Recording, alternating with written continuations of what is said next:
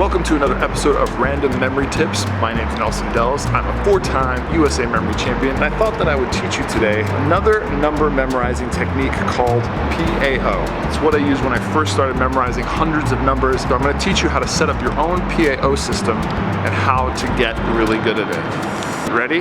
Let's go.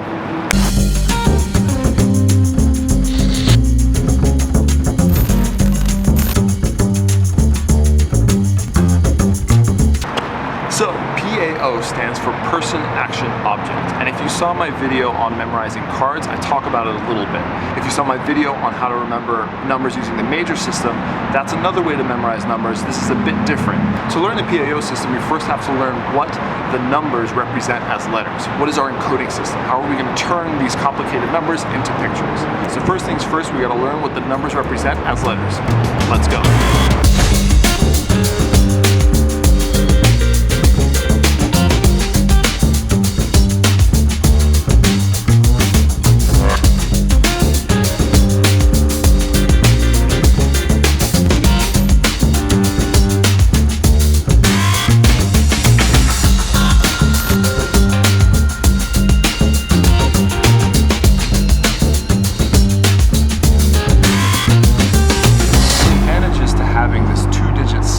Set up is that no matter what number you see, you can always pair digits together and have an image set.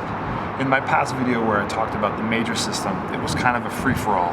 You kind of read the numbers, converted them into letters, and hoped to make a word that made sense. Two-digit system that's fixed, you always have an image for every 2 digits. The person, action, object part comes into play because you take those letters that you came up with and you make them into the initials of a person. The next part, once you have all 100 people, is to give them an action and then an object. And so that part should be easy because it should be instinctive. One of your people is me, then his action is whatever reminds you of what I do. So memorizing would be my action, and object might be a deck of cards because I'm always memorizing cards. Now, coming up with 100 different people with all those initials sounds pretty daunting, and it kind of is. I kind of break it up into a few steps on how to fill out that list, because that's the first thing. You gotta fill out that list, learn it, and then you can start using it to memorize like a champ.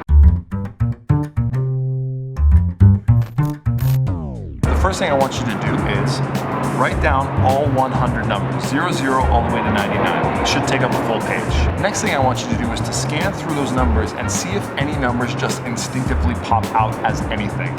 What I mean by that is forget the system, forget PAO, just look at a number and see, does this 2-digit number remind me of anything?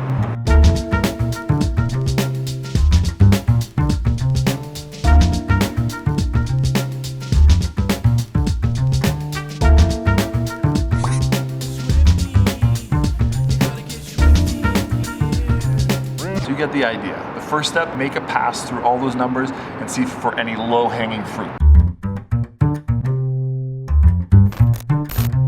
The second step is now to go through and to come up with as many as you can initials, right? So a good example is 72. 72 is GB.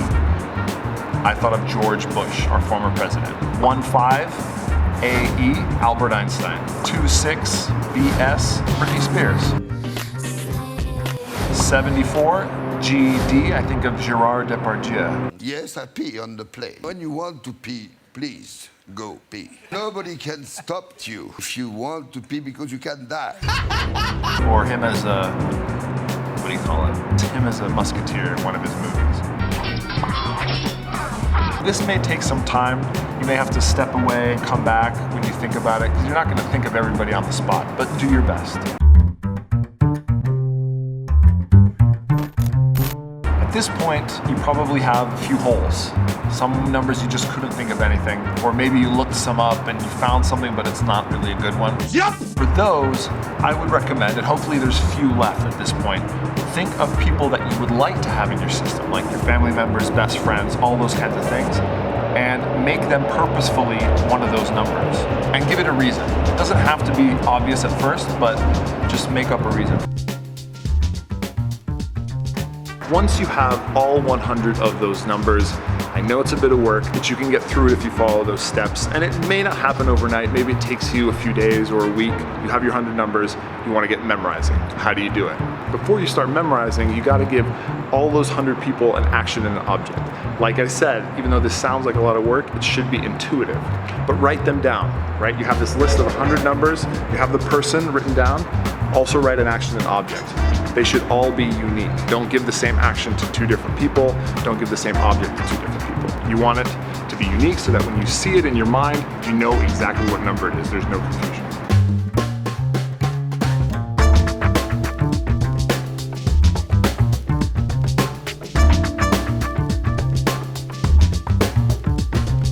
The last step is to just get started memorizing.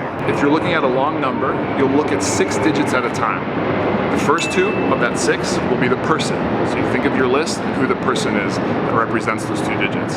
Then the next 2 will be the action associated with that number. And the last 2 will be the object. What you do is you combine that together.